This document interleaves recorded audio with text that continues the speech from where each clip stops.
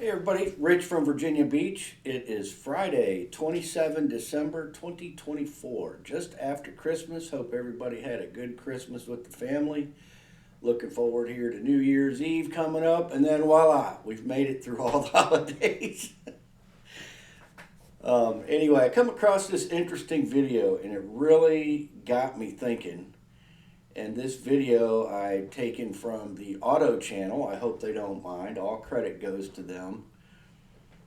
This is an interview, and all the information is with the video, but it's very interesting and something we don't think much about.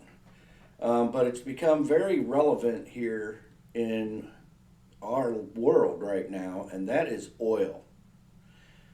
I haven't really spoke a lot about that. It's just kind of something we all take for granted that it's always going to be there. But is it? You've got this one faction that, calls it fossil fuel and it's a limited amount and it was made from dinosaurs and plankton from the ocean and all these wackadoodle theories that are out there. Well, my contention is that people just don't know what that stuff is or how it's created or how it got there. Some people just say it's part of the earth. How the earth got here, we don't know. The creator made it. As far as I'm aware, the creator hasn't told us how he did it, nor does the creator have to. But just like water, how did water get here? We don't really know. It's just here. It's part of our realm that we live in. I tend to believe that the oil, the crude that comes out of the ground is pretty much an infinite supply or an unlimited supply. And I don't think there's anything scarce about it at all. And I think it's the fear mongers that control it want us to believe this. So here's some compelling evidence to support that. And let's see how Fletcher tells us about it.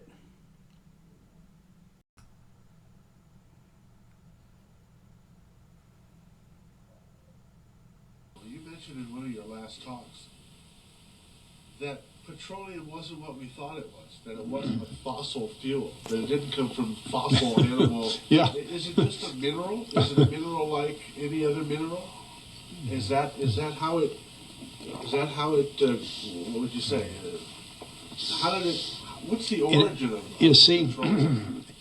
when they first found petroleum, because they were beginning to make motors and needed on axles of wheels on railroad trains and all that sort of thing. And remember, trains started in the beginning of the 19th century. Then oil went from just a lubricant to a fuel, and it made it valuable. And Rockefeller happened to be the smartest man in the business at the time, but he made most of his money, or much of it, off the transport of the petroleum as well as selling it. But one thing they realized was, because oil is putting a price on oil is like putting a price on a pail of water. No initial cost. It's in the ground, and in those days they were some of it almost what you'd call surface mining the oil. They didn't go down deep. So in order to get the price up, they hit on the idea that they would have to make it appear to be scarce. After we take the next few barrels out, we're probably going to have to close as well. That kind of thing. A very fortuitous event. In 1892, there was a convention in Geneva of scientists to determine what organic substances are.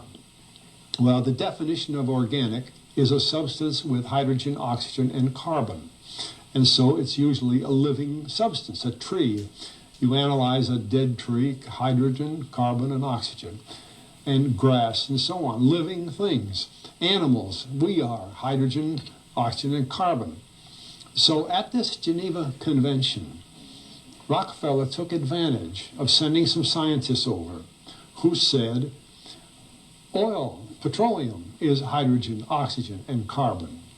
Therefore, it must be derived from the spoiling, the rotting of formerly living matter. And playing the game properly, when this scientific convention was over, they defined oil as the residue from formerly living matter. Well, that makes it a fossil fuel. I don't know why they decided to use the word fossil, but it says formerly living matter, it's fossil. Well, of course, today, and another thing we should know is that there has never been a fossil, a real fossil found below 16,000 feet. And you can't argue at 16,000 as a level line because someplace the ground sinks and so on. But 16 is what the scientists say, 16,000. We mine oil, or we drill for oil at 30,000, 33,000, 28,000 every day of the week. So right there, we rule it out that it isn't fossil fuel.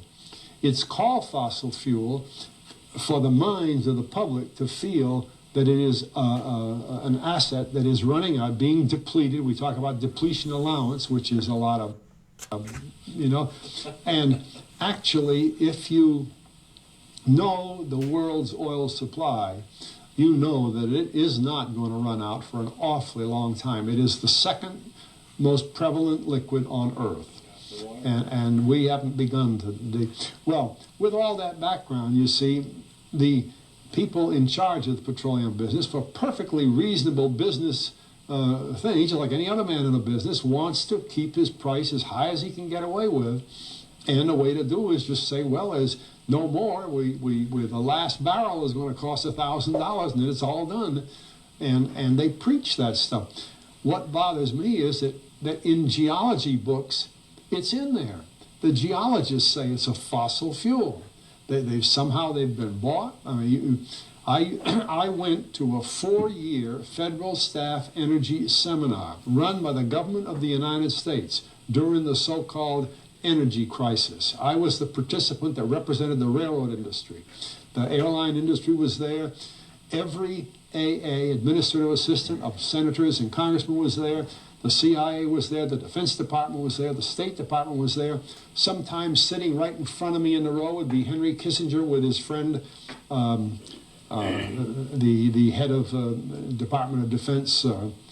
That's too bad, I can't put the names with them. But anyway, people like that, top men in the government, sitting there listening to the Federal Staff Energy Seminar. Well, what this was doing is for 4 years, they were teaching a propaganda line to the leading people in this country, and therefore to the leading people in the world, when you include the Schlesingers, Kissinger and Schlesinger, among others. And the object of it was, as Kissinger used in his own terms when it was time for him to speak, to create a world price for oil. In other words, not 30 cents a gallon here and 90 cents a gallon there, but let's get a world price. That's their goal, and they're trying to do that for wheat and everything else. We don't realize what the controls are, whether it's oil or some of these other things. Almost everything today is being categorized at the highest price they can possibly make it go. And so calling petroleum a fossil fuel is the basis for this system with respect to petroleum. And I don't know if the name Arthur Kantrowitz rings any bell. Arthur Kantrowitz is the head of the Kantrowitz Labs set up by the Avco company near Boston, scientific laboratories. And a great man in the scientific world. And Kantrowitz and I were sitting at a table at this seminar once, and the table happened to be all young college grad, PhD geologists. And so just to get a conversation started, I turned to Kantrowitz and I said, Arthur, what do you think about this foolishness of these speakers talking about fossil fuel? And it was kind of put up. He started laughing. He said, that gets me. He says, I don't have a geology degree, but he had 1,000 other degrees. And he said, I don't understand. He said, you'd think that these heads, these other fellows at the table, we did it on purpose, start listening, And he asked, he said, are you gentlemen, he says, you're here at the meeting, are you gentlemen by any chance geologists? And one fellow, yes, I am. And the other, yeah. He said, well, why don't you tell me? He said, why is oil? And he went on like that. We brought the house down because nobody could argue with Kantrowitz. He like Einstein. People aren't going to. And he told him right there. He said, just drop it. But it's in all the books and all the papers. But it started from that strange meeting in 1892, a scientific convention. I have a big, thick scientific encyclopedia put out by the Diva Nostrum Company that's about 15 years old now. But it has the whole story of the conference. It doesn't have the Rockefeller part, but it has the whole story of how they straightened out organic chemicals and how it was all figured. And they've got petroleum right in there. Amazing. Amazing. So These aren't accidental things, you see. There's a dollar sign behind almost everything.